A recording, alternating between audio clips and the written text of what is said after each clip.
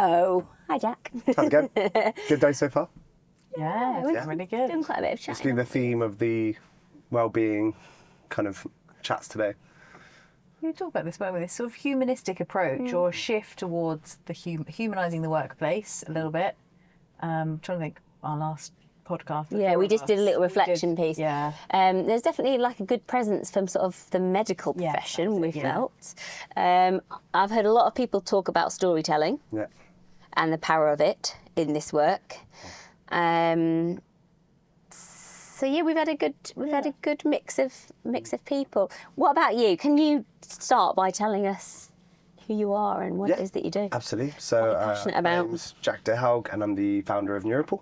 I'm autistic ADHD and that's what led me to set up NeuroPool about 6 years ago. And really my experience is quite different to others. You know, I'm a white male called Jack. I was born in Mexico, grew up in France, so I do sound English, but I'm not really. But that means I didn't face any discrimination in England, even if I was autistic, an autistic dropout. When I tried to enter the world of work, and, you know, without even a uni degree, I mean, you know, I started to work hard, but I know that if I was from a different background, born in a different place, could have been a very different route. So that's why I set up NeuroPool, knowing that actually, you know, it's not just about being autistic and that 70% unemployment rate. It's really, where were you born? What was your starting position in life? And sadly, that can massively affect, you know, your potential, even just leaving school. So definitely passionate about equitable employment opportunities, mainly for neurodivergent and autistic people. I highlight autism because 70% are unemployed. With neurodiversity or the other conditions, probably around 25 to 30% underemployment. But generally people with dyslexia, ADHD, they go into creative roles, they find a way. People with ADHD job hop until they find their career or start their business. With dyslexia, you're like 25% more likely to be a CEO. But for autism, it's like you're either coding, unemployed, or living in your mum's basement. There's not many positives, you know. And I think one big reaction I still get when I meet people is they don't think I'm autistic. I'm like, that's fine, that's your perception. What about Elon Musk? What about Michael Burry?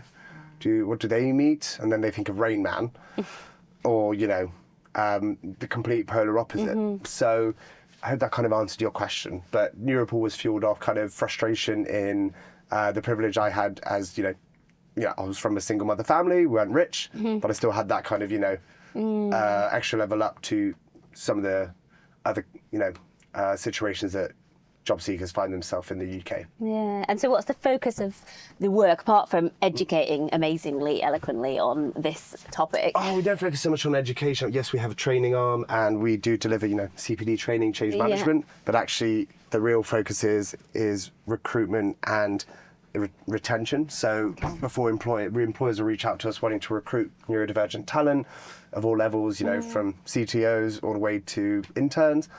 But the first thing we'll ask is, well, what about your current team? What data do you have? What's the problem? Because we're not going to bring you more people until you can really figure out what's going on internally.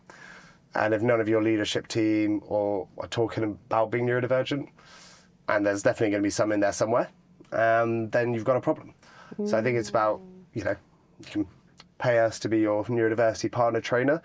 Most of you can actually do half yourself, but the recruitment, finding the right talent and actually engaging with specific neurodivergent talent pools, that's where we, you know, are best. But I think the recurring theme is people know they need neurodivergent talent in their business, but what they don't realise is it's already been there the whole time. So stop trying to think further ahead, all these strategies, what do we do? Turn to your left, turn to your right, go into, you know, your next meeting and raise the conversation. And, you know, I'm sure your head of HR is pretty experienced in these things, but you've got to make some mistakes before you do it right. Yeah. So are they coming to you sometimes, not assuming everyone, trying to tick a bit of a box or something, or is it coming out of genuine interest in changing the way that they work, or are they trying to do what they think they should be doing? I think some of, we launched in 2019, so there's been businesses that we've worked with that were already doing these initiatives, neurodiversity hiring programs back in 2019. So you look at Goldman Sachs, Universal Music Group, EY, they all have a specific program for neurodivergent hiring. Great early adopters. Still reach out to us to bring them talent. So even if they, you know, You were the first company to set this up, but now you know it works so well. You need neurodivergent talent sent to you in a normal recruitment fashion through your ATS or just a CV with a tiny bit of data saying this person needs adjustment, yes or no. What can you do? So really, I think some employers now, and now is much more of a need, yes, but still only 10% of businesses probably in the UK are actually getting this right in terms of having an end-to-end framework for not just hiring, but onboarding and then retaining. So it was great saying you need more autistic people, but then what's the progression of current? And then when you look at wider neurodiversity spectrum, can you actually say, for example, we know that most of our sales team are ADHD. Sales is the highest turnover. If we can reduce turnover by 5% and make our employees happier, sales are going to go up, people are going to stay longer. That's a big problem for companies. And that's just sales, generally tends to be more ADHD, dyslexia, other neurotypes, but I'm autistic. My main background was sales before I started NeuroPool. I would not have a career if I didn't. Yeah. And every time people meet, whenever I talk to sales directors or, chief people officers, and we're looking at what's going to be the first hire. And because autism is more favoured by employers because they know it's where they could have more, I don't like saying benefits from that employee. There was a case study by JP Morgan that neurodivergent autistic staff and neurodivergent staff are about 130% more productive. Fantastic, great. Do they get to work on part-time contracts and still get the same pay because they are 140%? No. So it's kind of like, well, are you doing this for the right reasons? If you know someone's more productive, does that get compensated in cash or time? Or do they just have to work harder than everyone else, even though they have a disability or autism? So I think, go back to your question, there are many businesses that were in the early adopter stage in the last 6 years. They were already doing these initiatives. They're still looking to improve and do it better, find better ways to find talent and then actually nurture it. And then a lot of the businesses now, some of them have to meet a requirement. Some of them know that they haven't got anything in place. They're either going to do it themselves, do it badly, find a provider, but we're there to make sure that if we work with them, that we have some form of control of adjustments and changes made in the recruitment process. And we're also liable as a recruitment company to, if that candidate's not happy, we will move them. If there's any form of kind of, albiistic culture or actually, for example, we had quite a big corporate brand. We sent 20 interns to them just for a 1-week work experience virtual. It was a great opportunity for them. The last day, there's an email sent out. There's been a change in their agenda. They're not doing the whiteboarding activity. They're now presenting to their own recruitment teams on how to better hire neurodivergent talent. I kicked off because I'm thinking, hold on a minute. Change that word with race, gender. You can't just make them your guinea pigs and case studies. You're not paying them. They're interns, students. They don't know their rights. So we had to come in on that morning, and I just saw the email at 8 o'clock because I had 2 students emailing me saying, what's going on here? This doesn't seem right. I'm not really comfortable. I don't want to be asked these questions. I thought I was just here to gain experience, not literally made a case study. And actually, if you want to do that, that's something you could pay for with another business. Go pay, a research consultancy to do it, not kind of take advantage of, particularly a student. That's their first time getting a job, or they're not going to say in an internship or their first 6 months, oh no, I'm not going to do that because then you can lose your job. So there's been a lot to navigate with who's trying to do it well, who's doing it because they need to tick a box, and who's actually there because they know that this is the best talent we can get, but for that we're going to compensate it by flexible working arrangements, reasonable adjustments. If you are ahead of your target, whether it be sales, coding, marketing, cool. You can, but that's, I think that comes to the whole debate around productivity, compensation, and that's another. But what I particularly don't like is when a neurodivergent person and this whole superpower thing. Great, if some do have superpowers, are they compensated? Do they get any benefit from being better and having to work so hard and master to get there? Or actually, would they be better off just saying that they weren't autistic, just doing really well in their job, and then they're not kind of put with that label? I have too many thoughts going on. So I don't know if that was a long tangent. No, but Is there a way of you assessing readiness for companies to hire? There's certain things you look for. How do you know? So many. Tell us, what do you look for? So firstly, I'll scrape the internet. Have they got anything for neurodiversity and autism? Which partners have they worked with? I'll look at reviews on Glassdoor. I'll speak to people who worked in that company. On LinkedIn, you can type in, I'm not going to say any brand names, but that company, and did they work there? Speak to them. Were you in the neurodiversity program? How was it? Oh God, I left, this happened. So you got to do your own background. None of it's going to be online, the bad stuff. But if they haven't got neurodiversity and the business name, well, you haven't done anything because you would have talked about it. Well, they love marketing. Don't include this in there, but so many businesses reach out. They'll pay for our training, do all that. So we just want to post about it. I'm like, we are not posting until you've done the checklist, changed this, and we've got someone through the door and it works. Because otherwise it damages NeuroPool's brand. And then neurodivergent autistic people won't trust me as their recruiter mentor to actually put them into their next job. And most people who come to NeuroPool and get their first job will come back to us 2, 3, 4 times, within a 5 to 8 year period. 6 years, because we've only been going 6 years. But put it this way, we had a student cohort of 20 students from University of Bath in 2019. And since then, we've had about 5 students, so about 25% of that cohort have all come on to get their second, now going to their third jobs. Each time with a pay increase, the job that they want, the adjustments, all of that, they already know before. And it's just, some candidates don't even need an adjustment. I have candidates who are what you would meet, they would meet the stereotype of autism, but then they also, go skydiving on the weekend, or they go out to raves because they're 25. They're still autistic, but they're still a normal person that actually can break your stereotype of what an autistic neurodivergent person is, depending on, job and who they are when you first meet them. But then actually, why can't they still go be just a normal young person or senior professional outside of working hours? So there's a lot of stereotypes to break, but we're getting there. I think 3 to 5 more years of early adopters, and then it'll be common practice, and then we'll move to cognitive diversity. Neurodiversity will be like, we've done that. Then it'll be like, well, what about all the neurotypicals? And this is it's just, where were you born? Where were you raised?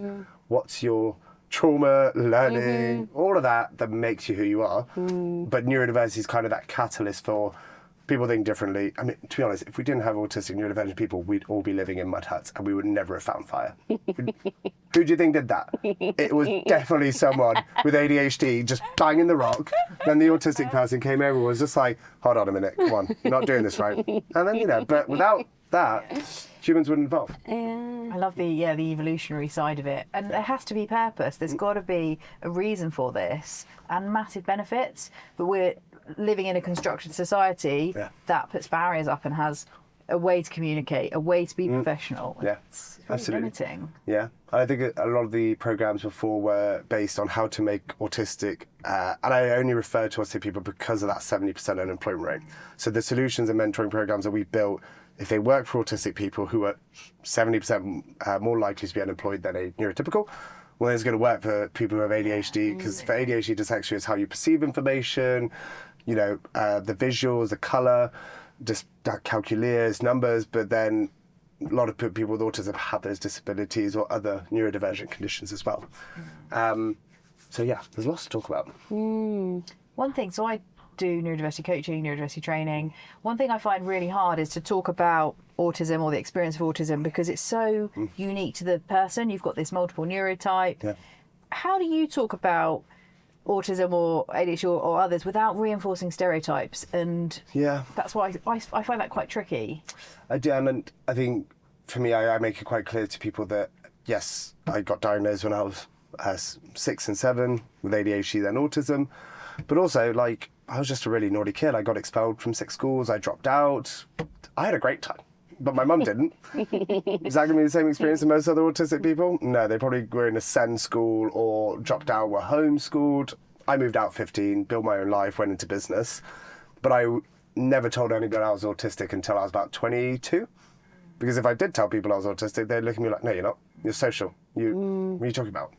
So just telling people online, trying to, confide with them and tell your manager, like, hey, by the way, hate this open plan office. Can I just work in that area, or actually can I have headphones, anything like that? And they asked why. I was like, well, look, actually, I'm autistic. No, you're not. They think I'm lying. And this is, my first corporate job was 12 years ago. So you said that in the corporate world 12 years ago as a young white male, not really going to get the sympathy or empathy, not looking for that. But then actually, if you're somebody else, then what's that, how's that disclosure process going? Do you have to prove, what do you want me to do? Do you want me to act a certain way? Do you want me to, I have the diagnosis, I can give you that, but I shouldn't have to prove that. Yeah, companies often want a sort of what to look out for, or how can we spot it?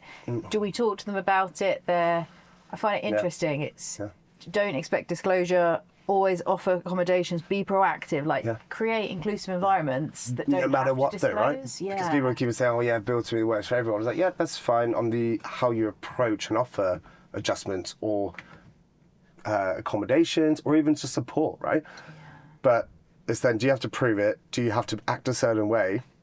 Lots of the great panels today were talking about all these development programs are not offered to, let's just section off white males. White males are there, they're angry that they don't get that. I'm like, but you are not a minority majority. You do not face these challenges. But then they still see that as unfair. And I'm like, well, maybe you just need to take a step back and really think, where did you start? What family support network do you have? Are you a young black woman, second generation asylum seeker who's had to mask, fight to get to here, and you're really going to say that you have the same, you need the same needs as her? But, I think that's more of a cultural thing that we face in the UK and America rather than the rest of the world. And also the rest of the world doesn't view autism and disability the same way. So we're so progressive in some ways, but then some areas there's 2 steps back. It's like, how have we known that these diversity problems and, the gender equity problem we've been fighting for ages?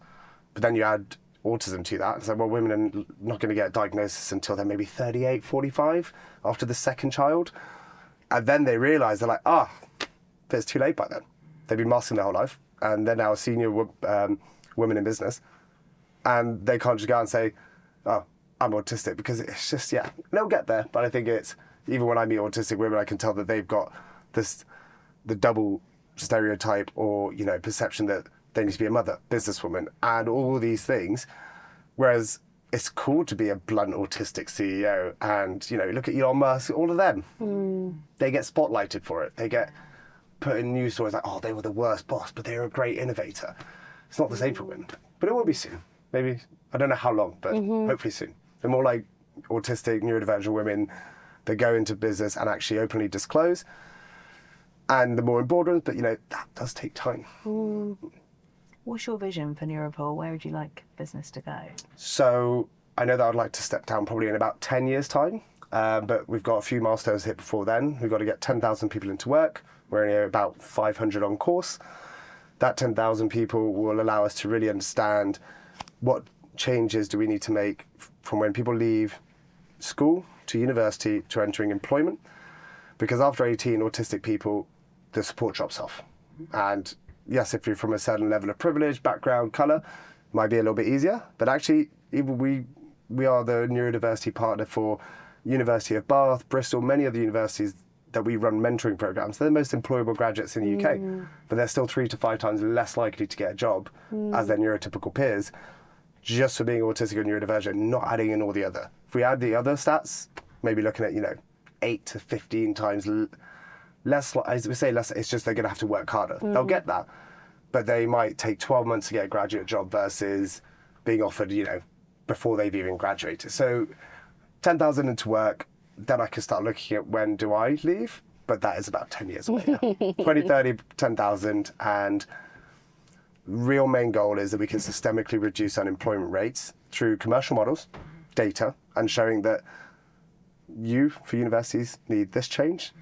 You need to offer this support, or you need to connect them at this point. So early intervention at that stage. Employers, it's just going to be a tool or a framework, and just saying, when people join your company, this checklist questions, that helps with progression, retainment, all of that. And the societal impact piece of, yes, we've got 10,000 people into work, but for every autistic adult that is unemployed for their lifetime, there's £2 to £4 million to support them of taxpayers' money. If they had a job and they became James Dyson or Elon Musk, not unlimited, but you could add a lot to that economy.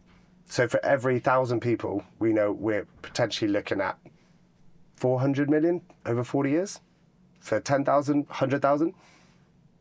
So there's a lot more, apart from getting people jobs, but systemically change the unemployment rates for neurodivergent people. I suppose final question relating back to well-being. Any thoughts on neurodivergent well-being experiences? So many. Do we have time? Yeah. 17 minutes? Yeah, we got Yeah, So, yeah. going to well-being, autistic people are about 9 times more likely to kill themselves. And that stems from unemployment, not getting the support when they needed it, or being put on a waiting list for 7 years because they have to prove they're autistic to get the healthcare plan, and by then it's too late. So there's all these really dark areas of autism and neurodiversity and employment when people do. I mean, I dropped out at 15, was travelling around Europe working on boats. Lots of bad things could have happened, but I'm also a 6'4" male. Not that easily targetable. Other people, it's a different story. And I think for those who don't make it back into the education system or don't really get that second or third chance, we don't know what happens to them. They kind of fall off the system or they just stay on benefits. So not only is it lost potential, but those people didn't get to have any purpose or a chance at life because they didn't get the right label, diagnostic support, or they were met, by challenges from employers saying they couldn't communicate or they couldn't get this right skill set across to us. It's like, did you give them any form of adjustment, any chance to display in a different way? So I think going back to the mental health well-being, and there is a much bigger, let's say, sadder area of this, which is actually, it is suicide, and people will, just not be happy. There's articles that there's this woman in Belgium. She got a euthanasia case approved because she couldn't get a job.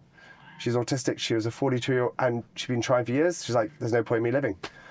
You're not going to see that with other, neurotypicals just saying, can't do this. So I think, but we know we can address. We can't fix it. I'm not saying we can fix autism, suicide, but actually, by getting them jobs younger, by getting more role models into business, then actually it hopefully changes it just a little bit over the next few years. Yeah. Can I ask one more question? Sorry, I dominated. No, not at all. It's actually for the benefit of listeners who are living undiagnosed of, neurodiversity, that. Because as we know, sometimes it does take a long time for even in ourselves to realise that, who we are as people, whether that's something formal that can be put into a definition or not. What's your advice to them about how to move forward? One more time. We got distracted by you. So no, for the benefit of listeners who might be working out there in the workplace, but they might be finding it difficult to function normally. And the undiagnosed. Because they're undiagnosed, and they haven't even maybe themselves properly worked out that there's probably some help there for them. What's your advice? So I think unless you're wanting medical treatment or actually getting some form of medication, particularly for ADHD, if you don't want medication, speak to your neurodivergent friends. There's organisations like NeuroPool, Genius, there's several out there that you can actually go and have a call with before going down that medical route. Because actually, if you've managed to get to that age of 42, you probably don't need all this money. You probably actually... It's game changer. Oh, absolutely. Absolutely is. If you want medication. And then I was like, hold on a minute. You're just like, it's quiet. I was like, oh my God, I can think. What is this like? There must be a big population, right, of people who... Yeah, absolutely. I'd say, at varying levels. Yeah, the uptake of meds is very low. There's this worry about overprescription, but I think it's genuine. Yeah, we are, look at America, they're doing okay, Yeah. I mean... Yeah, this is 9% population. 9% of the population are on ADHD meds. And I think it's around 1% in Europe. So it's very low, but... Yeah, in America it's like 40%, everyone's on Adderall. But look at their economy, everyone works all the time. Yeah. And most of them aren't actually ADHD, they're just on it. I love that we've just gone on a tangent. What are you talking about? Tangents in a podcast with people with ADHD? No way. 40 minutes later. But I think to finalise on your question, for people who are actually looking for, and they think they're neurodivergent, they're later in life, great. Unless you're looking for medical treatment or support, go to your friends, look at their strategies. If you need ADHD medication, you're going to have to go private. The waiting list is too long. It's not going to solve any of your problems in the next 3 to 6 months. I'm the CEO of NeuroPool. I'm still on a waiting. I can't even get ADHD meds in the UK because I was diagnosed when I was 7 in France. Been on ADHD meds my whole life. I have to go through. Anyway, that's a personal thing. But can you imagine, even me, I actually cannot easily get without. I even paid the £2,000, and then I had to get a shared care provider plan. I'm like, you're joking me, right? How hard would this be for someone who's just by themselves? If I was an orphan in England, non-English speaking family, don't even bother. That's not my final advice. I'm just saying that from a background, do it. Don't say that. Don't put that in there. But you know what I mean. It's a really sad that even the medical system, if you came to them with an already diagnosis from another country, you still have to go through that whole process. Money can fix it, but that's not going to help the wider 90% population, you know? And just generally, like, are there tools online that people can use to, maybe not to give themselves an ADHD diagnosis, but to explore? ASRS, I think that's, I always get the letters wrong. There'll be like range of assessments and all of that. But I think if it's validation that you need for yourself or peace of mind, go to your neurodivergent friends or reach out to people who are actively neurodivergent on LinkedIn. They'll probably give you more validation and clarification than a doctor would, cheaper, and it'll happen in one call, not 5 years. And then if you do want meds, that's a different route. But look at different ways of, you know, how can you harness your energy? Are you maybe in the wrong job? Because actually I only take medication about 3 or 4 days a week. Makes me very focused. I burn out at the end of each day. I get to like 8, 9 o'clock and I'm like, ADHD medication is so strong. It is a drug. It is, you know, and if you put kids on that young, not great, because then they only know how to be focused when they're on there. So actually you're making someone dependent to just be normal. Not very sustainable, especially when there's a shortage of ADHD meds and a waiting list. It's kind of like, we want you to work and be happy, and 25% of the prison population is ADHD, right? We don't want you to go to jail, but also wait 7 years so we can help you. It's very contradictory. So that's why I think if you're going down the medical model, trying to make that the solution, maybe actually would not be as sustainable, or you'll always be relying on those doctors. So it's kind of like, you know, is it actually, and it's very hard to refer to all neurotypes of, you know, dyspraxia, dyslexia, and ADHD, and all these things, because they all have very different medical routes, treatments, or even hacks. But I'd say diet planning, who are you getting your advice from, and actually when are you happy? When are you like happy with being neurodivergent? Can you do anything work in an environment, friend group that allows you to be like that? Otherwise you just spend your whole time masking, not being yourself, and then what's the point?